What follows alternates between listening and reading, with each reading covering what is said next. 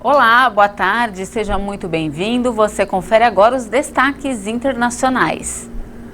Hoje eu começo com uma notícia aqui do Brasil.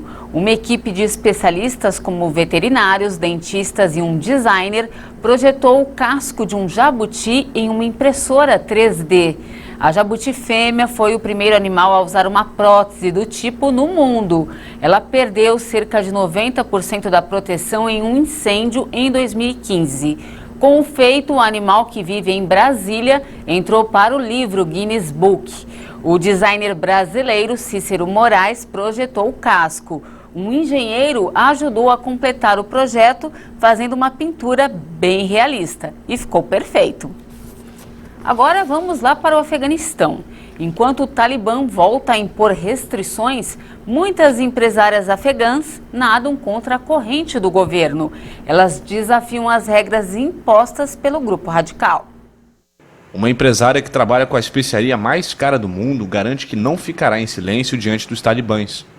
A afegã emprega centenas de mulheres em seus campos de açafrão em Pashtun Zargon, na província de Herat, que faz fronteira com o Irã. Não importa o que aconteça, não ficaremos sentadas em casa porque nós trabalhamos duro. Além disso, essas mulheres não são as mesmas que o Talibã enfrentou no passado e deixaram de trabalhar. Posso me citar como exemplo. Mais de 1000 mulheres estão empregadas na minha companhia. Trabalhei muito e fiz marketing por elas. No setor do açafrão, levantamos nossas vozes para que alcancem todos os lugares. No início, eu estava sozinha. Não queremos nos sentar e permanecer caladas. Mesmo que nos ignorem, não ficaremos em silêncio. O governo afegão anterior, apoiado pelo Ocidente, encorajou os agricultores a cultivar açafrão em uma tentativa de afastá-los da indústria de papoula.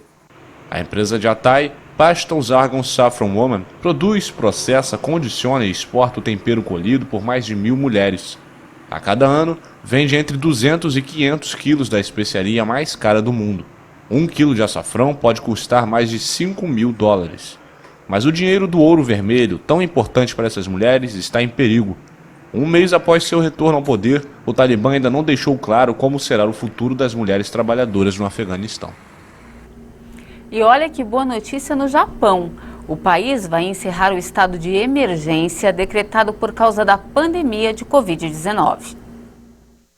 O anúncio foi feito pelo primeiro-ministro Yoshihide Suga em meio à queda no número de casos de Covid-19 em todo o país.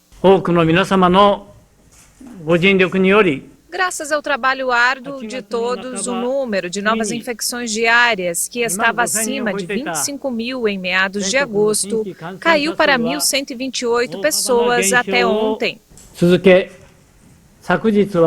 O premier acrescentou que a ocupação de leitos hospitalares em todas as regiões voltou para menos de 50%. De forma geral, as medidas de emergência limitam a venda de bebidas alcoólicas, o horário de funcionamento dos restaurantes, assim como o número de participantes em grandes eventos. Elas foram mantidas em vigor em boa parte do ano, incluindo o período dos Jogos Olímpicos de Tóquio.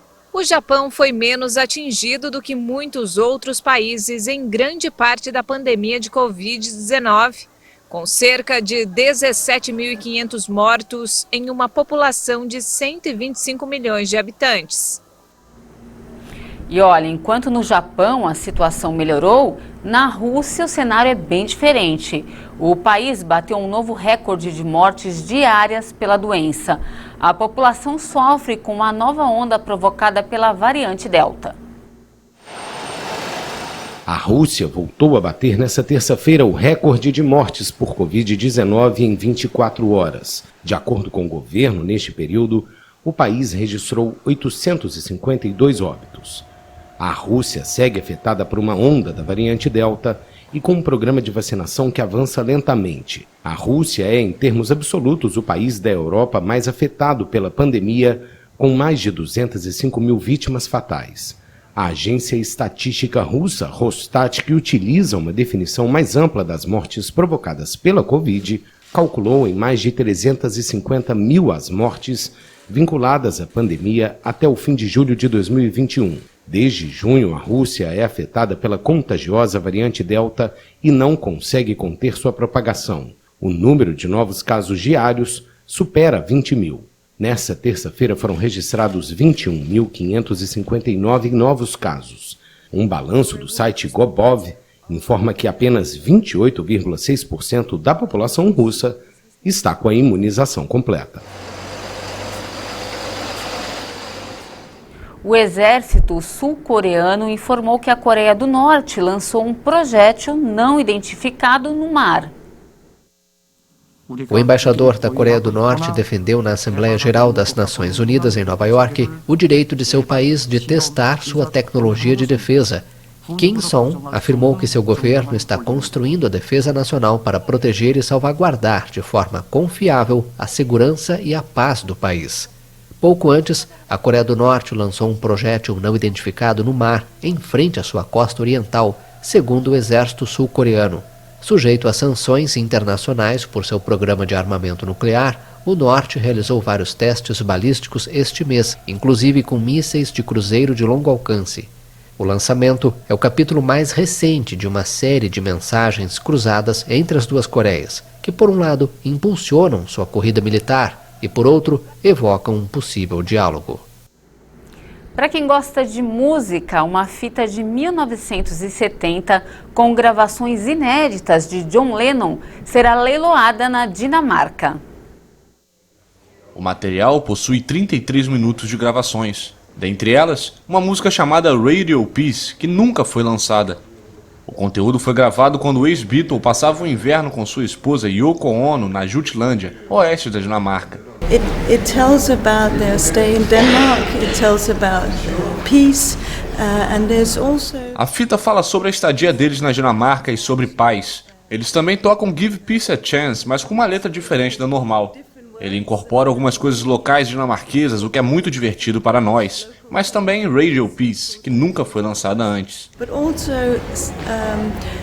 Radio Peace, which has never been out before.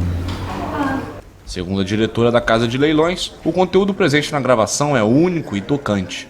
O vendedor da fita, Carsten Johan, foi uma das testemunhas do momento. De acordo com ele, John Lennon gravou o material diante de alguns estudantes dinamarqueses e expressou uma certa frustração com sua imagem em relação aos Beatles à época. E ainda falando de música, em homenagem ao meio século de existência da banda Queen, uma loja temporária foi aberta em Londres. Com estilo, diversão e vários artigos que prometem deixar os fãs enlouquecidos, a banda Queen abriu nesta semana a Queen The Greatest, uma loja na histórica Carnaby Street, em Londres. A ideia por trás da loja pop-up é homenagear os 50 anos de apresentações da banda, que foi formada em 1971. O estabelecimento ficará aberto por apenas 3 meses e fica a poucos passos da loja de outra banda britânica, os Rolling Stones.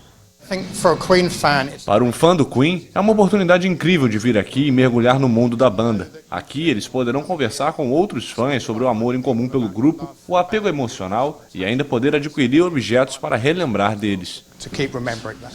Em várias salas temáticas, a loja de 2 andares retrata a carreira do Queen até a década de 2010, incluindo seus lendários shows e turnês dos anos 1980.